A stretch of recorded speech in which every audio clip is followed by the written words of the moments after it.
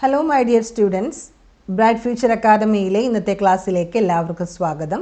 ഇന്ന് നമ്മൾ 7ാം ക്ലാസ്സിലെ 1ാമത്തെ ചാപ്റ്ററിൻ്റെ 2ാം ഭാഗമാണ് പഠിക്കാൻ പോകുന്നത്. കഴിഞ്ഞ ക്ലാസ്സിൽ നമ്മൾ മുഗൾ രാജാക്കന്മാരെ പറ്റി പഠിച്ചു. അതിൽ ഫേമസ് ആയ ഒരു മുഗൾ റൂളറായിരുന്നു അക്ബർ.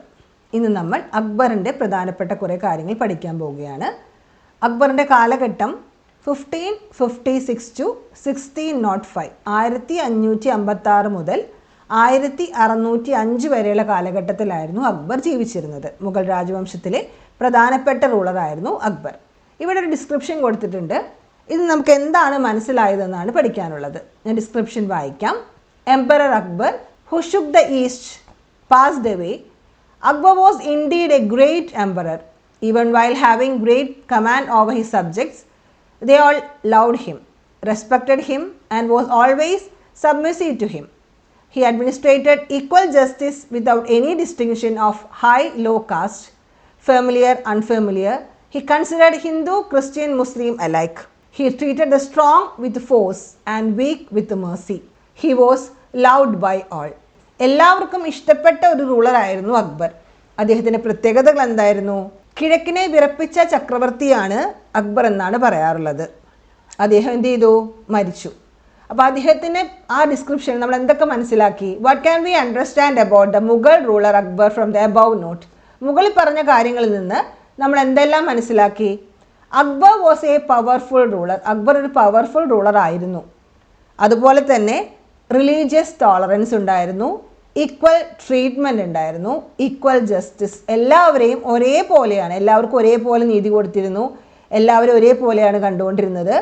ആരാണോ വീക്ക് അവർക്ക് കൂടുതൽ അവരോട് മെഴ്സി ആയിരിക്കും, അതുപോലെ ആരാണോ സ്ട്രോങ് അവരുടെ വിത്ത് ഫോഴ്സ് അവരുടെ കാര്യങ്ങൾ ഇടപെടും. അങ്ങനെ അദ്ദേഹം എന്തായിരുന്നു? ഒരു പവർഫുൾ റൂളറായിരുന്നു, റിലീജിയസ് ടോളറൻസ് ഉള്ള വ്യക്തിയായിരുന്നു, ഈക്വൽ ട്രീറ്റ്മെൻറ്റ് ഉണ്ടായിരുന്നു, അതുപോലെ ഈക്വൽ ജസ്റ്റിസ് ആയിരുന്നു. കിഴക്കിനെ വിറപ്പിച്ച ചക്രവർത്തിയായിരുന്നു അക്ബർ. അദ്ദേഹം മരിച്ചു. അപ്പോൾ തീർച്ചയായും ജനങ്ങൾക്ക് അദ്ദേഹത്തോട് ബഹുമാനവും സ്നേഹവും വിധേയത്തൊക്കെ ഉണ്ടായിരുന്നു. അപ്പോൾ അദ്ദേഹത്തിന് എന്തൊക്കെ പ്രത്യേകതകൾ ഉണ്ടായിരുന്നു? താഴ്ന്ന വിഭാഗങ്ങളാണെന്നും തരംതിരിവില്ലാതെയും പരിചിത അപരിചിത വ്യത്യാസമില്ലാതെയും ഹിന്ദു, ക്രിസ്ത്യൻ, മുസ്ലിം വ്യത്യാസമില്ലാതെയും തുല്യനീതി നടപ്പിലാക്കിയ, കരുത്തിലോട് ശക്തമായും അശക്തിയോട് കരുണയോടും പെരുമാറിയ ഒരു വ്യക്തിയായിരുന്നു അദ്ദേഹം. അതായത് അവിടെ ജാതിയില്ല, മതമില്ല, ഉയർന്നവനില്ല, താഴ്ന്നവനില്ല, എല്ലാവർക്കും തുല്യനീതിയായിരുന്നു. കരുത്തരോട് കരുത്തിട്ട രീതിയിലും ശക്തമായും അശക്തരോട് വളരെ സ്നേഹപൂർവ്വമാണ് അദ്ദേഹം പെരുമാറിക്കൊണ്ടിരുന്നത്. ഇപ്പോൾ ജെസ്യൂട്ട് പാതിരി പിയറി ജാരിക് അക്ബർ ചക്രവർത്തിയെ മരണാനന്തരം എഴുതിയ അനുശോചന കുറിപ്പാണിത്. ഈ കുറിപ്പ് നമ്മൾ എന്തൊക്കെ മനസ്സിലാക്കി? അക്ബർ അതിശക്തനായ ഒരു ചക്രവർത്തിയായിരുന്നു. അദ്ദേഹത്തിന് എന്തുണ്ടായിരുന്നു? റിലീജിയസ് ടോളറൻസ്, മതസഹിഷ്ണുത ഉണ്ടായിരുന്നു. എല്ലാവരോടും തുല്യ പരിഗണനയുള്ള വ്യക്തിയായിരുന്നു, തുല്യ നീതി ഉറപ്പാക്കിയിരുന്നു. ഇത് നമ്മളോട് ചോദിക്കാറുണ്ട്, അക്ബറിനെ കുറിച്ചുള്ള പരാമർശങ്ങൾ. നമ്മുടെ ടെക്സ്റ്റ് ബുക്കിലുള്ള ഒരു ഭാഗമാണിത്. ഇതെല്ലാവരും നല്ലതുപോലെ വായിക്കണം, വായിച്ച് ശ്രദ്ധിക്കാം. In 1575, Akbar built Ibadat Khana in his new capital, Fatehpur Sikri. 1575 Akbar എന്ത് ചെയ്തു? അദ്ദേഹത്തിൻ്റെ തലസ്ഥാനമായ ഫത്തേപൂർ സിക്രിയിൽ ഇബാദത്ത് ഖാന പണിയെടുപ്പിച്ചു. Scholars and dignitaries of various religious use to gather here. These discussions speak volume about Akbar's policy of religious tolerance.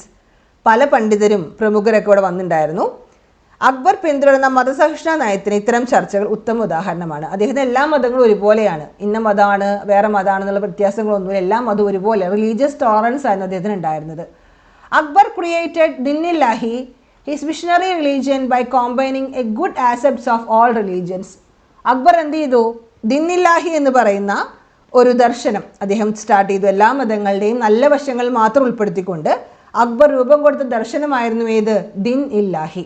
ഇതിലെന്താണ് അതിന് meaning എന്ന് പറയുന്നത്? Piece to all, സുൽഹി കുൽ, എല്ലാവർക്കും സമാധാനം എന്നാണ് ഇതിൻ്റെ മീനിങ്.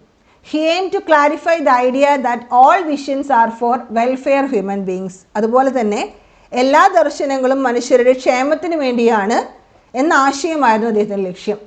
അപ്പോൾ ഇത് പ്രധാനപ്പെട്ടതാണ്. അക്ബർ ക്രിയേറ്റഡ് ദിന്നിലാഹി, അത് ഓർത്ത് വയ്ക്കണം. അതുപോലെ ഇതിൻ്റെ മീനിങ് എന്തായിരുന്നു? പീസ് ടു ഓൾ, സുൽഹി കുലാണ്, അത് നിങ്ങൾ ഓർത്ത് വയ്ക്കുക. ഫത്തേപൂർ സിക്രിയുടെ പിക്ചറാണ് അവിടെ കൊടുത്തിരിക്കുന്നത്. The abolition of religious tax call jizya proved that Akbar follow tolerance in administrative field as well. Jizya എന്ന് പറയുന്ന ഒരു മതനികുതി ഉണ്ടായിരുന്നു. റിലീജിയസ് ടാക്സിൻ്റെ പേരായിരുന്നു ജസിയ. അതെന്ത് ചെയ്തു? അക്ബർ നിർത്തലാക്കി. ഭരണരംഗത്തും അക്ബർ സഹിഷ്ണുതാ നയം പിന്തുടർന്നിരുന്നു. People from all sects were treated equally in spheres of Mughal rule. Mughal കാലഘട്ടത്തിൽ മുഗൾ ഭരണത്തിലെ എല്ലാ മേഖലകളിലും എല്ലാ മതസ്ഥരെയും ഒരുപോലെ പരിഗണിച്ചിരുന്ന വ്യക്തിയായിരുന്നു അക്ബർ. അദ്ദേഹത്തിൻ്റെ കാലഘട്ടത്തിലെ അദ്ദേഹത്തിൻ്റെ കോർട്ടിലുണ്ടായിരുന്ന ആരൊക്കെയായിരുന്നു? രാജ ടോഡർമാൽ, രാജ മൻസിംഗ്, രാജ ഭഗവന്ത് ദാസ്, ബീർബൽ. 4 പേരായിരുന്നു അക്ബർ ചക്രവർത്തി രാജസദസ്സിൽ ഉന്നത സ്ഥാനം വഹിച്ചിരുന്നത്. ആരൊക്കെയായിരുന്നു? രാജ ടോഡർമാൽ, രാജ മൻസിംഗ്, രാജ ഭഗവന്ത് ദാസ്, ബീർബൽ. നിങ്ങളെപ്പോഴും ബീർബൽ കഥകളും അക്ബറും ബീർബൽ എന്നുള്ള കഥകളൊക്കെ നിങ്ങളെപ്പോഴും കേട്ടിട്ടുണ്ടാവും. What was Akbar aim in building Ibadat Khana? എന്തിനാണ് അക്ബർ ഇബാദത്ത് ഖാന പണി കഴിപ്പിച്ചത്? Ibadat Khana was build as a religious tolerance platform for scholars and prominent people from different religion of the country to come together, learn about each others religion and share good ideas. എന്തിനാണ് ഇബാദത്ത് ഖാന പണി കഴിപ്പിച്ചത്? വിവിധ മതങ്ങളിലെ പണ്ഡിതരും പ്രമുഖരും ഇവിടെ ഒന്നുചേരും. അതായത് എല്ലാ മതങ്ങളിലെ ആളുകളൊക്കെ, അവിടുത്തെ പണ്ഡിതരും അവിടുത്തെ പ്രമുഖരൊക്കെ ഇവിടെ വന്ന് ഒത്തുചേരും. അവർ ചർച്ച ചെയ്യും, മതസാക്ഷ്യത വളർത്തും. ഇതിനാണ് അദ്ദേഹം എന്ത് പണിതത്? ഇബാദത്ത് ഖാന പണി കഴിപ്പിച്ചത്. അപ്പോൾ അക്ബർ ഇബാദത്ത് ഖാന എന്തിനാ പണി കഴിപ്പിച്ചത്? വളരെ ഇമ്പോർട്ടൻറ്റ് ക്വസ്റ്റ്യൻ ആണ്. ഇതെല്ലാവരും കൃത്യമായി പഠിക്കുക. ഇതെല്ലാവരും ഇമ്പോർട്ടൻ്റ് ആയി പഠിക്കേണ്ട ഒരു ക്വസ്റ്റ്യൻ ആണ്. What was Akbar aim in building Ibadat Khana? How much did Akbar's policy help in maintaining religious tolerance among the different sections of the people? എങ്ങനെയായിരുന്നു? മുഗൾ ഭരണകാലത്ത് വിവിധ ജനവിഭാഗങ്ങൾക്കിടയിൽ മതസാക്ഷ്യത നിലനിർത്താൻ അക്ബറിൻ്റെ നയങ്ങൾ എത്രമാത്രം സഹായമാണ് നമുക്ക് നോക്കാം. അതായത് അക്ബർ ഭരിക്കുന്ന കാലഘട്ടത്തിലെ അവിടെ ജനങ്ങൾക്കിടയിലെ റിലീജിയസ് ടോളറൻസ് നിലനിർത്താൻ അക്ബറിൻ്റെ നയങ്ങൾ എത്രമാത്രം സഹായമായി? അദ്ദേഹം അതിനുവേണ്ടി പണി കഴിപ്പിച്ചതായിരുന്നു ഏത്? ഇബാദത്ത് ഖാന. അതുപോലെ അദ്ദേഹം എന്ത് ചെയ്തു? ജസിയ നിർത്തലാക്കി. ഒരു റിലീജിയസ് ടാക്സ് ആയിരുന്നു, ജസിയ നിർത്തലാക്കി. അതുപോലെ തന്നെ ഇതര മതസ്ഥരെ ഭരണത്തിൽ ഉൾപ്പെടുത്തി. വേറെ മതത്തിലുള്ള ആളുകൾ എന്ത് ചെയ്തു? ഭരണത്തിൽ കൊണ്ടുവന്നു. ദിൻ-ഇ-ഇലാഹി എന്ന് പറയുന്ന പുതിയ ദർശനം ആരംഭിച്ചു. രാജസദസ്സിൽ ഉന്നതസ്ഥാനം വഹിച്ചിരുന്നവർ എല്ലാ മതത്തിൽപ്പെട്ടവരും ഉണ്ടായിരുന്നു. രാജസദസ്സിൽ ഒരുപാട് വരുമല്ലോ, അതിലെ എല്ലാ മതത്തിൽപ്പെട്ട ആളുകളും ഉണ്ടായിരുന്നു. ഇത് ഇമ്പോർട്ടൻ്റ് ആണ്. അപ്പോൾ ഇബാദത്ത് ഖാന പണി കഴിപ്പിച്ചു. Abolition of religious tax called jizya. Jizya എന്ന റിലീജിയസ് ടാക്സ് നിർത്തലാക്കി. അക്ബർ ക്രിയേറ്റഡ് ദിൻ-ഇ-ഇലാഹി. ദിൻ-ഇ-ഇലാഹി എന്ന് പറയുന്ന ദർശനം ആരംഭിച്ചു. Inclusion of non religious people in governance.